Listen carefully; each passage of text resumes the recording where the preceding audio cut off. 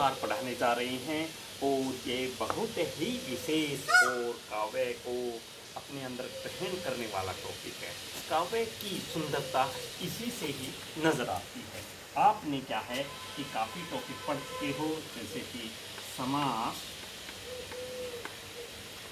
वाक्य, उपसर्ग, प्रत्यय। ये हमारा आखिरी टॉपिक है, ध्यान रखना, व्याकरण का ये हमारा आखिरी टॉपिक है। फिर हमारा क्या है कि ये फर्स्ट सेमेस्टर लगा लीजिए और व्याकरण कंप्लीट हो जाएगा।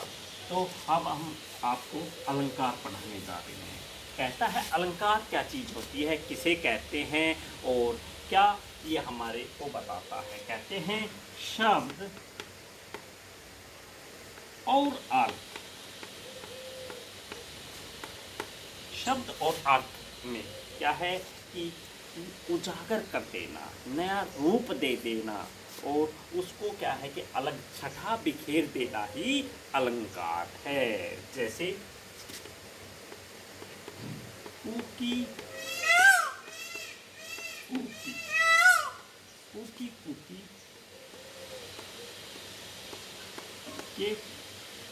केकी केकी,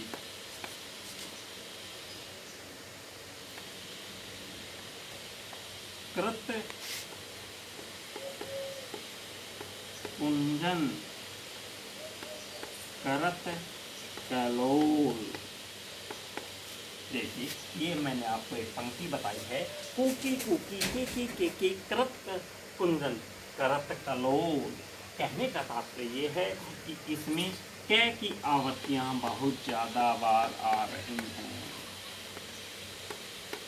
ठीक है ना। कुकी कुकी केकी कृत कुंजन करत कलोल। तो इसमें क्या है, कै की आवर्ती आने से इसमें एक नया रूप ग्रहण हो रहा है।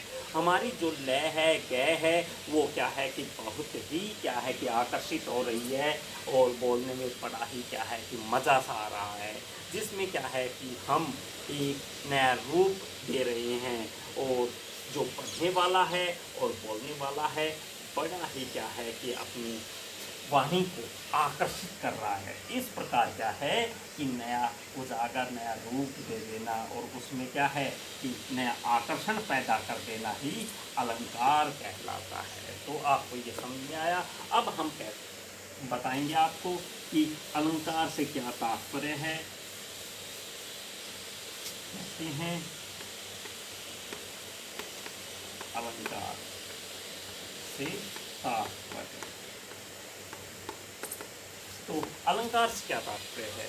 तो अलंकार कहते हैं कि अलंकार अलम प्लस कार दो शब्दों के मेल से बना है।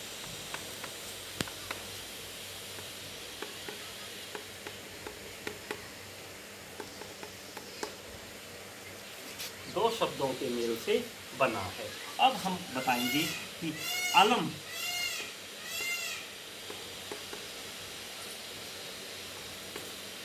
अलम का अर्थ होता है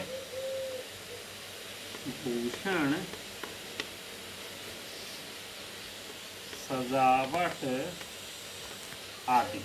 मतलब कहने का कि जो क्या है कि सजाए किसी चीज को, ठीक है ना। तो पूरे का, और कार का अर्थ होता है करना।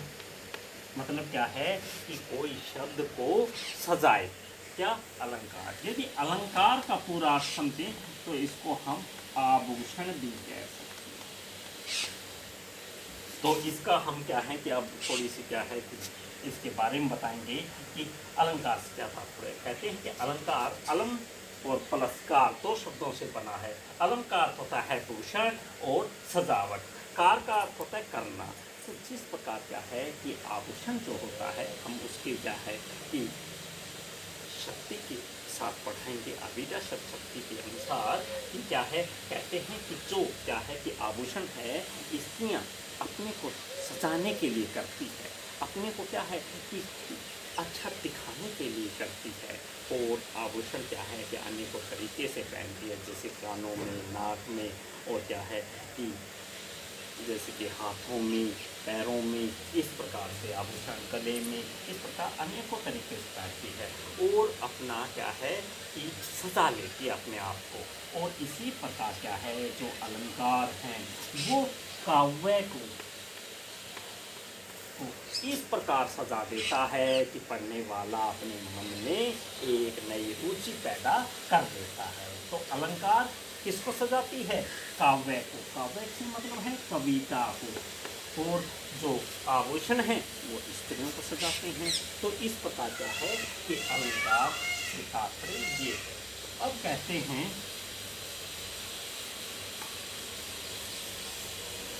जैसे कि इसके उदाहरण हैं, काफ़ी विचित्र हैं, काफ़ी अच्छे हैं कि चारु चंद्र की चंचल किरणें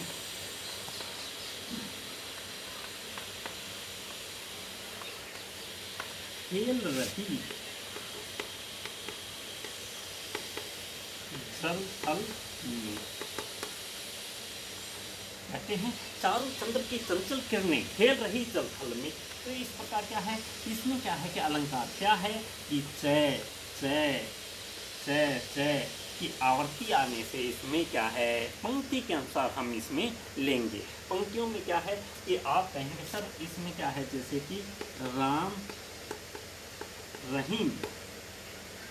अब हम इसमें क्या अलंकार बता सकते हैं? हाँ, आप इसमें अलंकार बता सकते हैं क्योंकि इसमें क्या है कि रे और रे की आवर्ती आ रही है, बार बार आ रहा है। तो इसमें क्या है कि इसमें भी अलंकार है।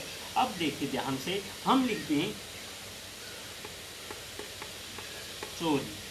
अब क्या है कि इसके साथ कोई दूसरा शब्द न हो या इसके साथ हम कुछ नहीं बता सकें, तो हम इसको क्या है कि चय की आवर्ती नहीं दे सकते क्योंकि इसमें दूसरा शब्द साथ नहीं आ रहा है और क्या है कि उसके अनुसार नहीं आ रहा है। ये अर्थ के अनुसार अलंकार बन सकता है परंतु वो हम आगे आपको बताएंगे। तो राम रहीम में भी अलंकार है और चारों चंद्र की चंचल किरणें चय चय चय चय की भी आवर्ती आने से इसमें क्या है कि देखिए हमने पीछे बताया कि चारों चंद्र की चंचल किरणें खेल रही जलथल में। हम अब इसका क्या है कि इसका प्रयोग इस प्रकार करें कि राकेश, राकेश किस कहते हैं? चंद्र को, चांद को। राकेश की चांदनी यमुना के जल पर चमक रही। मतलब कहने का इसका पर्यायवाची हम दे देते हैं और इस प्रकार ले देते हैं तो ये एक साधारण सी वाक्य बन जाएगा और इस प्रकार क्या है कि इसमें अलंकार नहीं आएगा। इस प्रकार क्या है कि इसको हम इस लाइन को हम अलंकार नहीं, इसका ही अर्थ है भाई ये इस लाइन का अर्थ है ये। परंतु क्या है कि जब हम क्या है कि चंद्र की जगह इसका पर्यायवाची राकेश रख देते हैं तो क्या है कि चंचल चंचल चांदनी की तरफ इस प्रकार रख देते हैं तो इसमें क्या है कि ये अर्थ निकलने से, ये वाक्य लिखने से अलंकार नहीं होगा। सावन के बादलों से उसकी आंखें बरसने लगी, ये अलंकार है। सावन, सावन का जो महीना है जो चल रहा है, सावन के बादलों से उसकी आंखें बरसने लगी। यदि हम इसका क्या है अर्थ लिखें कि उसकी सॉरी उसकी आंखों से आंसू बह रहे थे। मतलब क्या है कि इसमें इसका अर्थ ये लिखते हैं तो ये अलंकार नहीं होगा। कि सावन की जो बूंदें हैं, बरसात है, उसकी तरह क्या है कि उसकी आंखों से आंसू बह निकले थे तो ये क्या है गलत होगा। सावन के बादलों से उसकी आंखें बरसने लगी, ये अर्थ ठीक होगा। इस प्रकार क्या है कि इनका प्रयोग कर सकते हैं और जो मैंने नीचे की लाइन लिखी है उसके अनुसार इसका अर्थ नहीं दे सकते हैं। तो क्या है कि जो ऊपर वाली लाइनें हैं वो ही क्या है कि अब कहता है को छोड़ और वर ले लो। कहने का तात्पर्य ये है कि इसमें क्या है कि सत्यवान सांत्री थी, जो सत्यवान की मृत्यु हो गई थी उसमें क्या है कि सांत्री थी वह अपने क्या है कि पति की वचनों में बंधी हुई थी। जब क्या है कि यमराज उसे लेके जाता है सत्यवान को, तो क्या है कहाँ, यमलोक, उसकी मृत्यु हो चुकी थी। तो क्या है कि वह उसके पीछे पीछे जाती है, तो वह कहता है कि मैं इसको लेके जा रहा हूँ, तुम क्या है कि यहीं रहो और पीछे मत आओ। परंतु वो नहीं मानी, क्योंकि क्या है सत्यवती थी वो, ठीक है ना। अब क्या है कि वह उसके साथ साथ चल देती है और थोड़ा दूर जाने पे मतलब ऊपर की तरफ, तो है आप कहोगे सर ऊपर की तरफ क्या है कि भाई यमराज तो क्या है कि देवता है, वो तो जा सकता है और जो आत्मा है उसको भी लेके जा रहा है, परंतु वो सावित्री कैसे जा सकती है, क्योंकि वह पतिव्रता थी, इसलिए वह जा रही थी। तो वो बोले कि आप क्या है कि आप पीछे पीछे क्यों आ रही हो, आप यहाँ से चले जाओ। फिर क्या है कि जब वह और आगे बढ़ जाता है, आकाश में पहुँच जाता है, तब भी वह देखता है पीछे मुड़ के कि फिर सावित्री आ रही है। तो क्या है कि वो फिर कहता है कि आप क्यों आ रही है इनके पीछे, ये तो मर चुके हैं।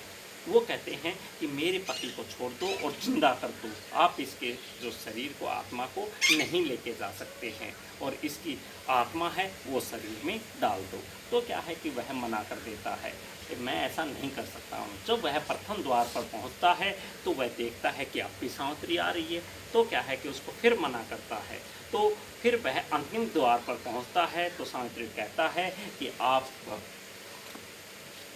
अपने पति से प्रेम करने वाली, एक सत्य के पालन पर अडिग रहने वाली स्त्री हो, इसलिए क्या है कि आप वर को छोड़ और वर ले लो, कि आप इस आत्मा को, इस शरीर को क्या है कहता है इस आत्मा को छोड़ के और वर ले लो। कहने का मतलब है और क्या है वरदान ले लो। तो क्या है कि इस वर को छोड़, इस पति को छोड़ के और वरदान ले लो। वरदान का मतलब कि आप कैसे रहना चाहती हो, कि आपको सोना चाहिए, चांदी चाहिए, रुपए चाहिए, महल चाहिए, और वरदान ले लो, परंतु मैं आपको ये नहीं लौटा सकता हूँ। परंतु सत्यवती नहीं मानी और यमराज को क्या है कि झुकना पड़ा और उसका क्या है कि आत्मा उसके शरीर में डालने लगी। तो इस प्रकार क्या है कि हम कहेंगे इस वरदान को छोड़ और वरदान ले लो, ठीक है ना। इस वरदान को छोड़ और वरदान ले लो। तो क्या है कि ये क्या है कि अलंकार नहीं होगा, ये अलंकार होगा। इस प्रकार आप क्या है कि साधारण क्या है कि रूप से क्या है कि अलंकार को नहीं रख सकते हैं। अब